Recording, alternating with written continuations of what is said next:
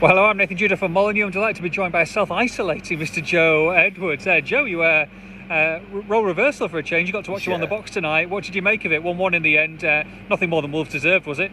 Yeah, at least they deserved, obviously, a disappointing early goal, and as the last thing that they would have wanted, such a poor early start. But after that, for 89 minutes, Wolves were the better team, really, and Spurs offered very little. And it's a case of making attacks and trying to make things happen. And they did lack a bit of incisiveness, but at long last, a goal from a set piece, a brilliant. Wow! I know, a brilliant run from Saïs, fantastic delivery from Neto, who was superb again, and a point was the least that they deserved. Yeah, we've said time and time again, Joe. I mean, I think they had about 7 or 8 or 9 corners in this game, and so many of them were short to start the game, and we're just crying out, getting frustrated. And then, really, 2 of Wolves' best chances came from direct corners. I mean, look, Nuno's been asking them to be threatening for some time now, and they've got the height and they've got the strength to do it, and thankfully it came off, and it's no surprise it was a direct corner from, for me, the best player on the pitch, Pedro Neto, to Saïs. And like you say, they had a chance, really, at the end, to win it in Fabio Silva as well. Yeah, they did. I mean, it's one of those with Silva where I think he's probably expecting Dyer to get his head on it, and then he doesn't, and then he kind of, rather than actually heading it, he just kind of falls off his head more so, you know what I mean, rather than getting his neck behind it and his muscles behind it. But, with Silva, he's missed a couple of chances and he'll be disappointed naturally, but I think on the whole, it was a good 90 minutes from him. I think there are some promising signs. He's linking up play nicely, he's getting firmly involved in things, and I know that's kind of what you'd expect, I guess, for a £35 million player, but for an 18-year-old, I think he's showing some good maturity and some good signs and some good tenacity, and he's not going down so easily now. I think that's getting drugged out of him, so I think he's adjusting well. Be disappointed with the chances, but he's done all right on the end. Look, and at the same time, I think he's essential in the way this Wolves team play, especially if they're going to play 4 at the back.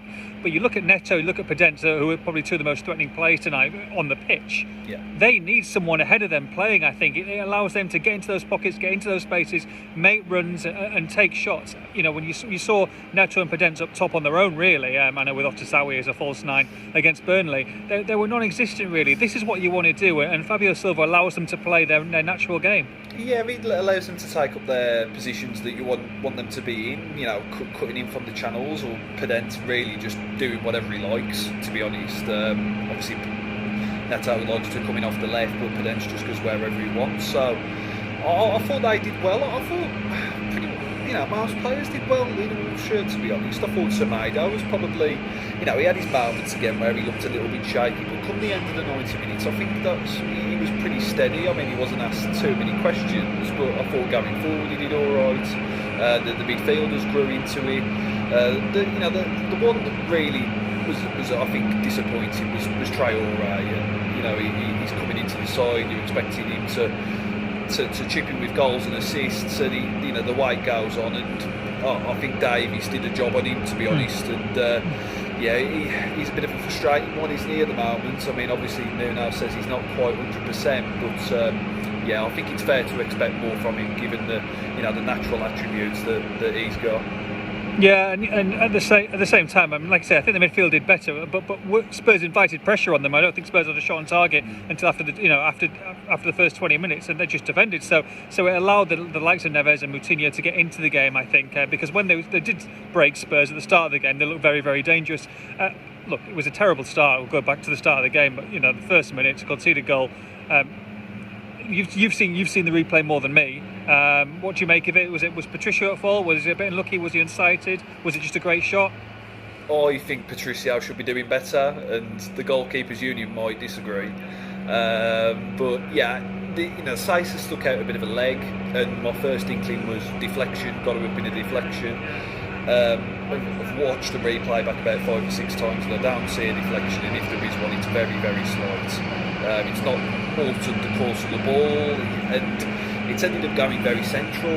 And I think there's an element of surprise with the strike, but a keeper of Patricio's calibre should be saving it, or at least making more of an attempt or getting closer to it.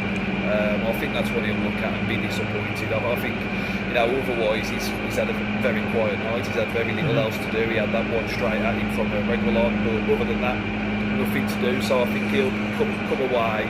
I think you could see it in the Wolves players' faces at the end. I mean, the point was the least that they deserved, but they weren't exactly celebrating about the point. They weren't really ecstatic about it either. I think they've come away from this feeling that maybe they could have even come away before three.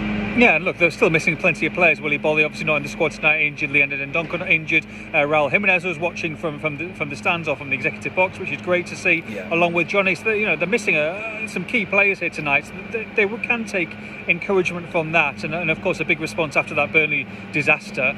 They go to Manchester United now, Joe, in a couple of days' time. United have had about 3.5 weeks to rest up, but it's a quick turnaround for Wolves. Would you expect to see more of the same? Do you think they'll play with that same kind of formation, or maybe he might change it again? It's pot luck, isn't it? But I'd imagine if there's still question marks over Bolly and Dendoncker, then maybe that is the way to go. I mean, it's a bit harsh on Kilman, but I mean he's not really getting a look in at the minute.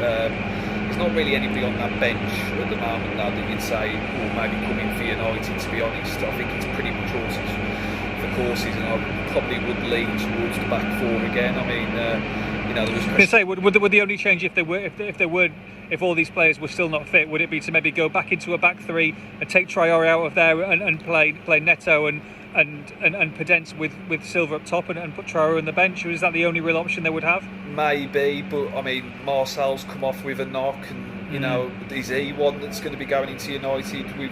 He's a player that maybe can't handle so many games in such a short space of time anyway, so maybe that forces the hand a little bit. But yeah, so hard to call. But on tonight's evidence, the back four, we keep assessing it every time we see it, and I don't think there was any huge problems. Spurs didn't really apply a lot of pressure, but I think it was fair enough. It was solid enough. Joe, get yourself covered up and in bed.